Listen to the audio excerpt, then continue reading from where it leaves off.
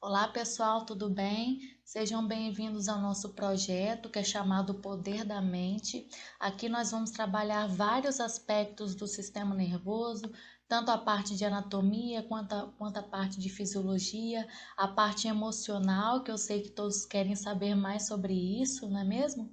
Então, primeiro, antes de começar, eu queria agradecer a todos vocês por me darem confiança nesse projeto, né?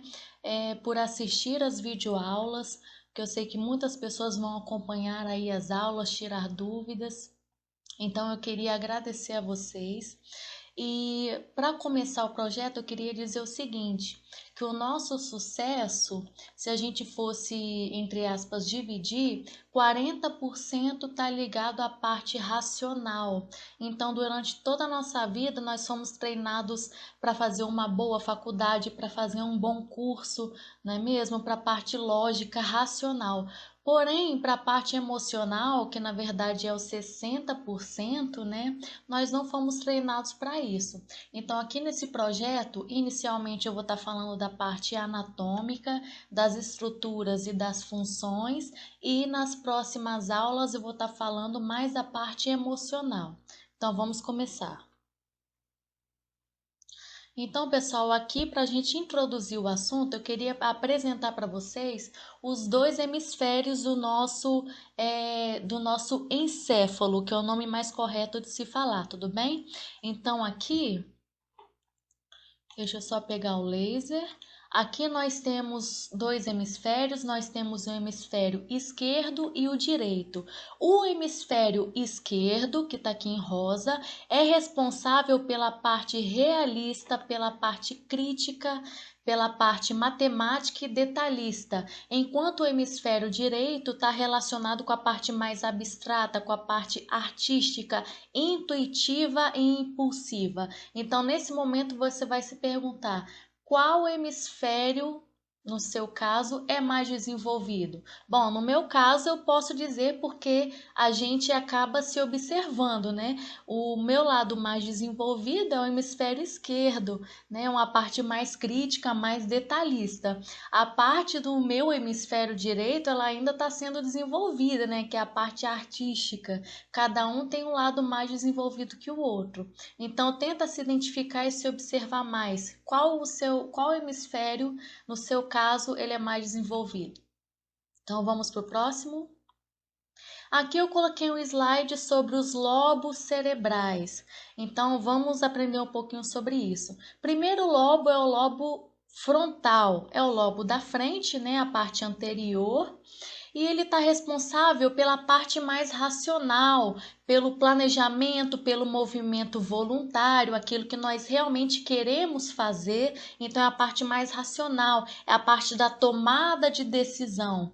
Tomada de decisões. Então, o lobo frontal é o lobo que tem um raciocínio, que você pensa para fazer as coisas, ok? Já o lado parietal fica nessa região aqui, ó, na parte roxinha, está relacionado às sensações. Tudo que você sente, né, de acordo com o meio externo, o tato, né, está relacionado à dor, ao calor. Então, por exemplo, se você está com muito calor, isso tem a ver com o seu lobo parietal. Se você, por acaso, está sentindo dor, uma dor de cabeça, dor no corpo, várias sensações do meio externo, isso está ligado com o lobo parietal.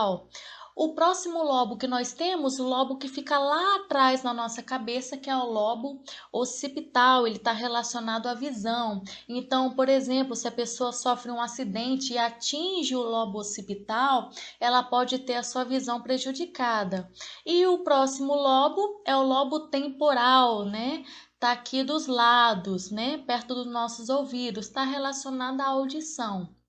Tudo bem? Tem várias outras funções, mas porém, como esse projeto está ligado à parte emocional, nesse ponto aqui eu não vou me aprofundar muito, tudo bem? Próximo slide. Aqui a gente já entra na parte anatômica do sistema nervoso, então prestem bastante atenção que isso aqui é muito importante, tanto para a sua vida pessoal quanto para a sua vida profissional, tudo bem? Quando você for fazer uma prova. Então, nós temos basicamente dois tipos de sistema nervoso. Nós temos o sistema nervoso central, que está relacionado ao encéfalo e à medula. Então, olhem para a imagem aqui do lado. O sistema nervoso central, primeiro você vai pensar no encéfalo. Encéfalo é tudo isso aqui que está na região da nossa cabeça. Então, ao contrário do que todo mundo pensa, não é só o cérebro. Cérebro é só uma parte do nosso encéfalo. Então, o encéfalo, ó, eu estou circulando aqui na imagem, é tudo isso aqui que está em cor rosa, vermelho, a cor que vocês estiverem enxergando aí. E o sistema nervoso central, ele está relacionado também à medula espinhal. Então, toda essa região aqui, que eu estou marcando aqui com laser, ela representa a medula espinhal. Então, encéfalo mais medula é o nosso sistema nervoso central.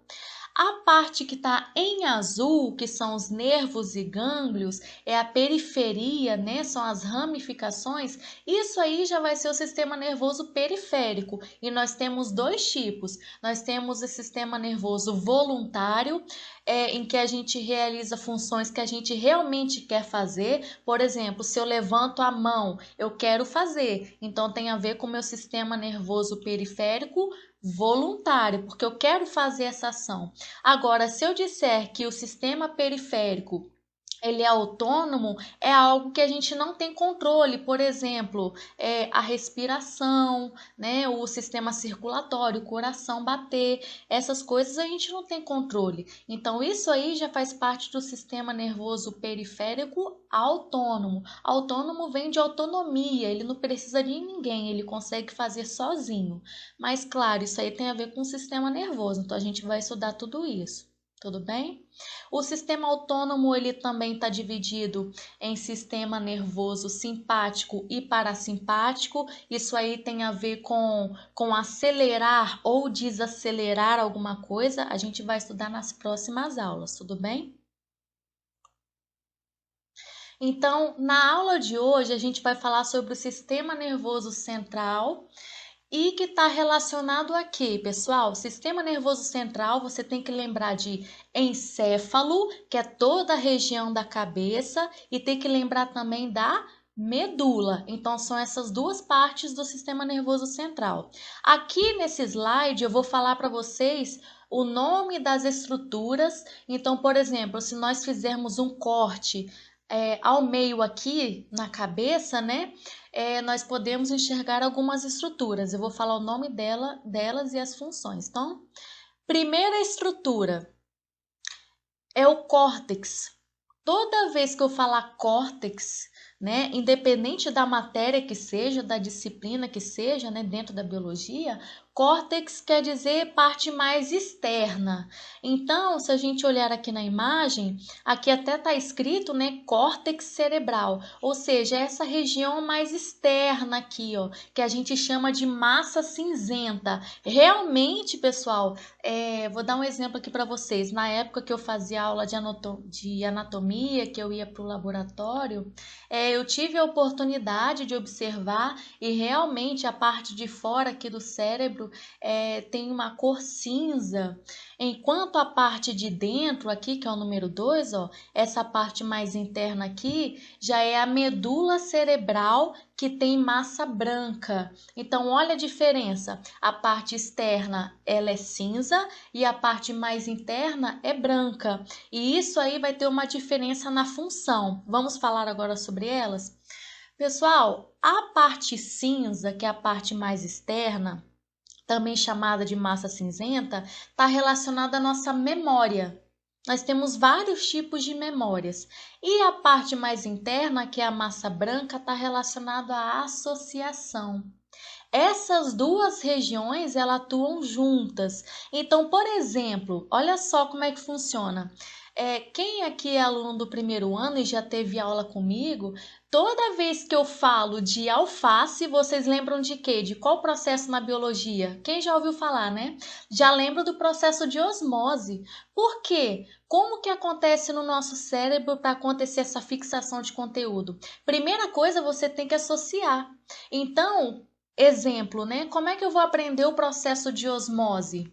Se eu relacionar com alface. É só um exemplo bobo que eu estou dando, mas que vai servir para vocês aprenderem outros conteúdos. Então, se o meu cérebro primeiro precisa fazer a associação, essa informação vai passar primeiro pela massa branca, porque é a área da associação. Agora, depois que acontece a associação, a informação, a memória dessa informação vai para a parte cinza, para a massa cinzenta. Então, se alguém me perguntar, professora, como é que eu aprendo um conteúdo tão complicado?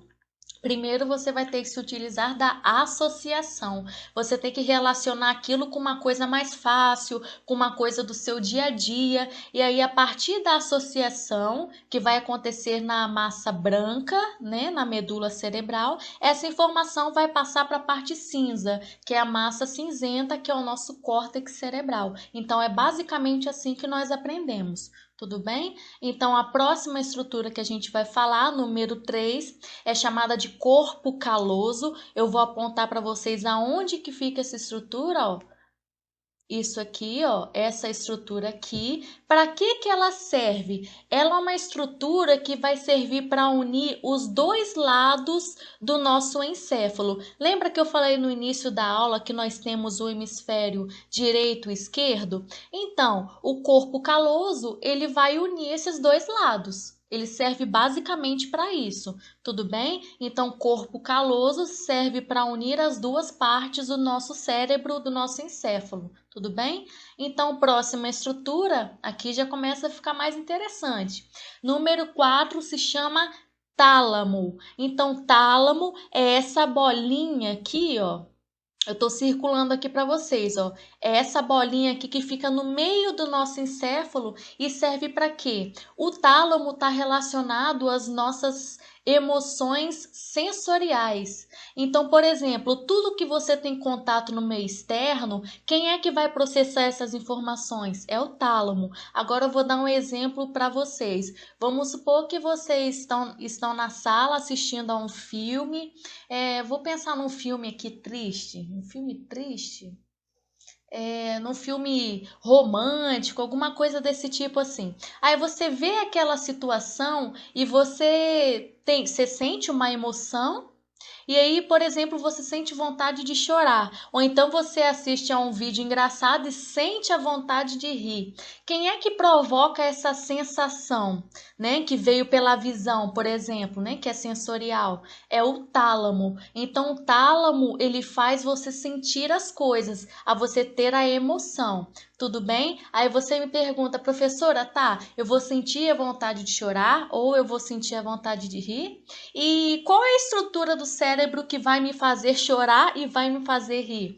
Bom, aí já vai ser outra estrutura, que é a estrutura número 5, chamada de hipotálamo. Então, aqui nessa bolinha nós temos o tálamo, que é o que vai gerar a sensação, a emoção em você, e aqui logo abaixo, ó, nessa estrutura aqui abaixo do tálamo, nós temos o hipotálamo, que vai expressar o que você sentiu. Então, qual a estrutura que vai fazer você chorar ou vai fazer rir? Realmente, é o hipotálamo. Então, tálamo te dá a sensação, te dá a emoção e o hipotálamo faz você expressar aquilo para o mundo, tudo bem? Com relação ao hipotálamo, tem uma coisa muito importante que sempre cai em prova, que é o seguinte: o hipotálamo está relacionado ao equilíbrio do nosso corpo, que a gente fala que é homeostase.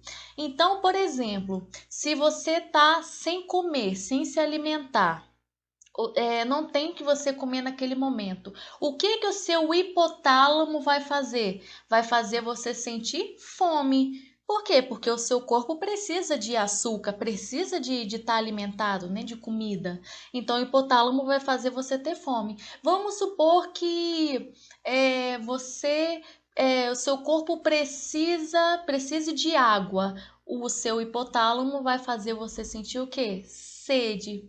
Vamos supor que você seja infectado por uma bactéria, por exemplo. O seu hipotálamo vai fazer a temperatura do seu corpo aumentar para poder matar aquela bactéria de forma natural. Então, o hipotálamo está ligado ao equilíbrio do nosso corpo. Tudo bem? Próxima. Número 6, essa estrutura aqui é muito importante. Ela é chamada de hipófise. Então, a hipófise a gente encontra aqui, ó, pessoal. É essa estrutura aqui, ó.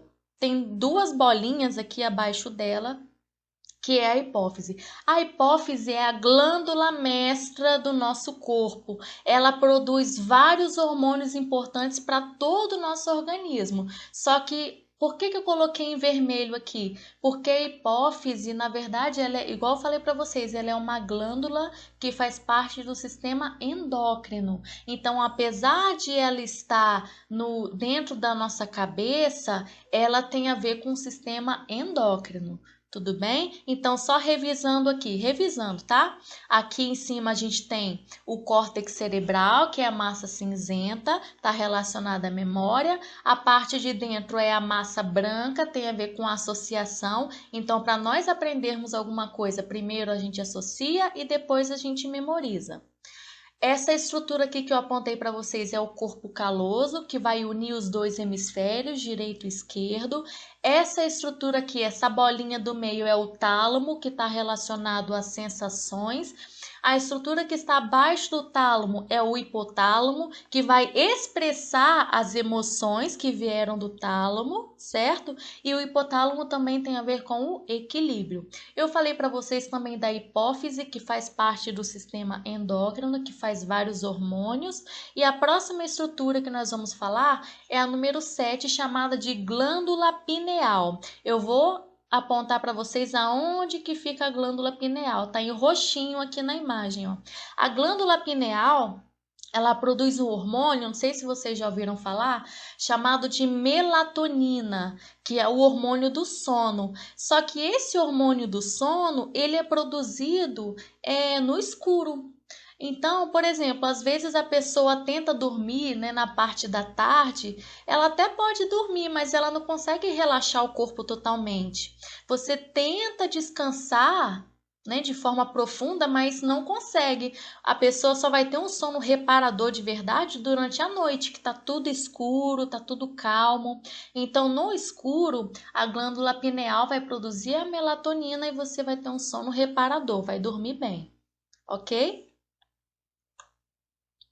Próxima estrutura é chamada de mesencéfalo. Eu vou apontar para vocês aonde fica a estrutura, ó. Fica nessa região aqui. Na verdade, nós temos outras estruturas que vão formar uma só. Então, já vou colocar aqui para a gente aprender tudo de uma vez. Então, nós temos 3 estruturas que andam juntas, vamos dizer assim, que tá uma embaixo da outra. Eu vou passar para vocês um macete. Quem aqui gosta de MPB? Que é o estilo de música? Então gravem essa sigla, ó. MPB, mesencéfalo, ponte e bulbo. Onde nós vamos encontrar? Esses 3 vão representar uma coisa chamada de tronco encefálico. Então, é como se fosse o tronco de uma árvore. É o que vai segurar o encéfalo. Então, aqui, ó, em cima, lembra a sigla MPB? M de mesencéfalo, P de ponte, tá aqui no meio, e o restante aqui, bulbo. Então, vamos falar de cada uma delas. Primeira estrutura aqui do nosso tronco encefálico é chamada de mesencéfalo. Pessoal, o mesencéfalo, ele tá ligado à musculatura, ao tônus muscular. Por exemplo, se eu vou assistir a uma videoaula, a minha musculatura vai se preparar para isso. Então, quando você senta, toda a sua musculatura do pescoço, do abdômen, ela vai ter uma contração específica para você sentar, ou para você ficar em pé, ou para deitar. Só que qual que é o problema disso? O problema é que o mesencéfalo, ele acaba, entre aspas, se acostumando com aquela postura. Então, por exemplo, se você está acostumado a assistir videoaula meio que deitado, a sua musculatura ela vai estar acostumada com essa postura. Se você, por exemplo, vai assistir a um filme lá no sofá da sua sala e você não assiste sentado, você só assiste deitado, o seu mesencéfalo vai gravar aquilo com uma postura correta. Então, mesencéfalo, para ficar mais fácil, mesencéfalo começa com M, você já lembra de músculo, tem a ver com postura, tudo bem? Próxima estrutura é a ponte, que fica no meio. A ponte não tem muito segredo, não. O que ela faz? Ela comunica as informações de todo o encéfalo com a medula, com todos os nervos do corpo. Ela faz a comunicação entre todas as partes do nosso encéfalo. Então, é só isso que ela faz, é comunicação. E a última estrutura aqui do nosso tronco encefálico é o bulbo. Pessoal, esse bulbo já caiu tantas vezes em prova. E o que ele faz? Ele tem a ver com sua respiração e com os batimentos do seu coração. Então, por exemplo, vamos supor que você está nadando numa piscina. Bom, se você está mergulhando numa piscina, né? O que acontece? O seu CO2 não consegue sair, concorda? Porque sua respiração está presa. Você não consegue nem inspirar o oxigênio e nem liberar CO2. Concorda comigo? Só que aí o seu bulbo vai perceber isso, vai perceber a diferença de gases no seu corpo, de oxigênio e CO2. O seu sangue vai ficar mais ácido e aí é como se o seu bulbo mandasse você respirar. Então, por isso que às vezes a pessoa se afoga, né? Quase sempre. Por quê? Porque o bulbo não deixa isso acontecer. Ele vai forçar a pessoa a respirar para poder liberar esse CO2 e tirar essa acidez do sangue. Tudo bem? E tem a ver com a questão dos batimentos cardíacos também. Vamos supor que a pessoa esteja correndo ou fazendo atividade física. O seu coração precisa bater mais rápido para colocar sangue nos seus músculos para você poder fazer uma atividade. Tudo bem? O bulbo também tem a ver com a deglutição. Então, não sei se vocês às vezes nem percebem isso, né? Vocês ficam engolindo o tempo todo a saliva, né? Isso é deglutição. Quem faz isso é o bulbo de forma assim autônoma. Então, essas são as estruturas. O que vocês acharam? Complicado? Fácil? A última estrutura aqui muito importante é o cerebelo. É esse órgão aqui, ó, pequenininho. Cerebelo. A gente fala que ele é um cérebro menor, né? Um cérebro pequeno. Gente, cerebelo tem a ver com coordenação motora e equilíbrio. Então, por exemplo, se a pessoa ela quer aprender a tocar violão, mas ela nunca pegou em violão na vida. Só que aí na hora de ela começar a tocar, ela não sabe nem onde coloca os dedos. Né? Não sabe nem como pega no violão. Ou às vezes a pessoa quer começar a dirigir, né? Não sabe dirigir, tenta gravar as marchas, mas quer fazer aquilo ali de forma racional e às vezes não funciona muito. Então a pessoa só vai aprender a dirigir depois de um tempo. Então, qual a estrutura que tem a ver com essa parte de repetição? É o cerebelo. Agora eu quero contar um caso para vocês aqui que aconteceu comigo. Pessoal, na época que eu morava lá em Vitória, né, no Espírito Santo, eu precisei, na verdade, eu fiz uma prova, né, de concurso público para a área da segurança. Só que aí eu passei na prova, né, na prova objetiva, só que aí no edital do concurso estava falando que eu precisaria de uma carteira de moto.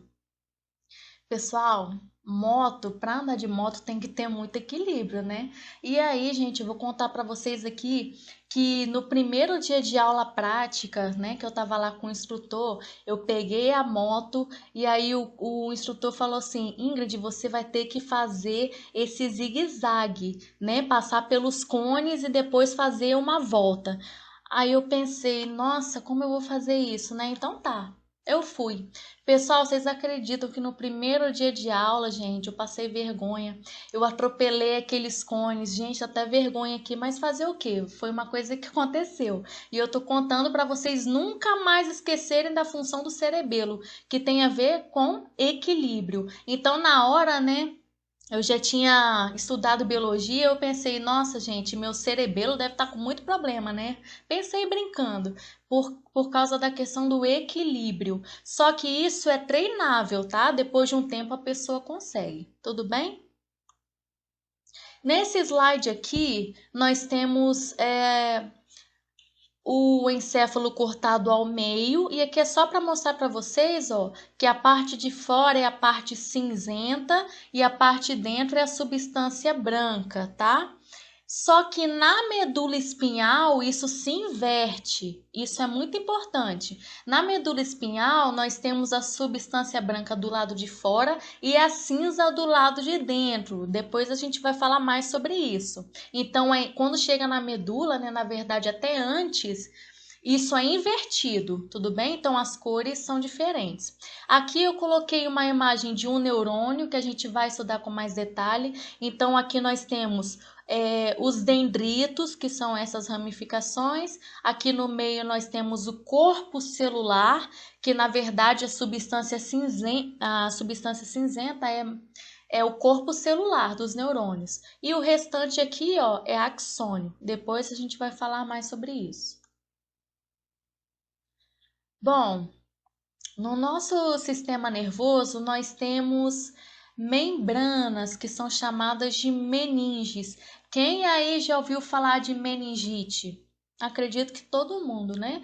Então nós temos três meninges, três membranas aqui no nosso sistema nervoso, que também se estende na medula espinhal. Então nós temos aqui a mais externa, que se chama dura mater, nós temos a membrana do meio, que se chama aracnoide, e temos a membrana mais interna, que se chama pia mater. Pessoal, quando nós temos uma inflamação nessas meninges, a gente pode ter a meningite, que eu falei para vocês. E a meningite pode ser causada por várias coisas, por bactéria, por vírus, por fungos e até mesmo por cisticercose. Não sei se vocês já ouviram falar, né, que vários vermes podem chegar nessas meninges e causar vários problemas, né? Então, nós temos três tipos de meninges que podem sofrer inflamação, ok? E aqui a gente chega na parte final da nossa primeira aula com uma estrutura muito importante que é chamada de amígdala. Então, a amígdala não é aquela da garganta, não.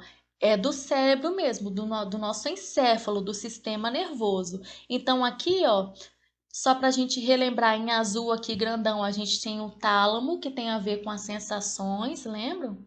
E aí, ó, quando a gente acompanha aqui, no finalzinho a gente vai ter uma bolinha. Aqui no desenho ela tá vermelha, que se chama amígdala. Pessoal, a amígdala tem a ver com os nossos medos, com o nosso estado de alerta, com os nossos impulsos e também com a nossa ansiedade. Tudo bem? Então, a amígdala, gente, ela é uma estrutura que deixa a pessoa alerta o tempo inteiro, né? Quando a pessoa, por exemplo, tá para apresentar um trabalho, né, na escola, a amígdala já emite impulsos e a pessoa fica mais alerta, mais ansiosa. Tudo bem? E aí a pessoa pode ter vários sintomas, como por exemplo, o coração começa a bater mais forte, a respiração fica mais ofegante, as mãos ficam geladas, a pessoa começa a suar. Então, tudo isso aí é a amígdala. Outra situação também, vamos supor que você brigou com uma amiga sua, né? Vamos supor que seja uma menina, uma pessoa brigou com uma outra, e aí a pessoa tá com raiva, tá chateada e tá morrendo de vontade de falar, de desabafar, de falar tudo com a pessoa pelo celular. Gente, celular, se a pessoa tá com raiva, nervosa, tá triste, não peguem celular, porque a sua amígdala vai fazer o papel dela, que é o papel do impulso. Então, tudo aquilo que você está sentindo naquele momento, você vai querer descarregar. Então, espera a amígdala ficar mais calma, mais tranquila. Aí a pessoa fala assim: ah, professora, então já tem uma desculpa aí para as besteiras que eu fizer. É tudo culpa da minha amígdala. Aí vai que dá certo, né? Mas eu tô brincando. Uma outra situação é o seguinte, a amígdala, ela tem esse papel, só que isso é treinável, viu, gente? Isso aí é treinável através de métodos lá da psicologia, que a gente tem o famoso TCC, tem outros métodos também, e também com medicamentos. E aí, nas próximas aulas, nós vamos continuar no sistema nervoso periférico e nós vamos falar a diferença entre ansiedade e depressão, tudo bem? Então, bom, pessoal, espero que vocês tenham entendido. Qualquer dúvida, me procure nas redes sociais, pelo WhatsApp, e bons estudos para vocês. Até a próxima!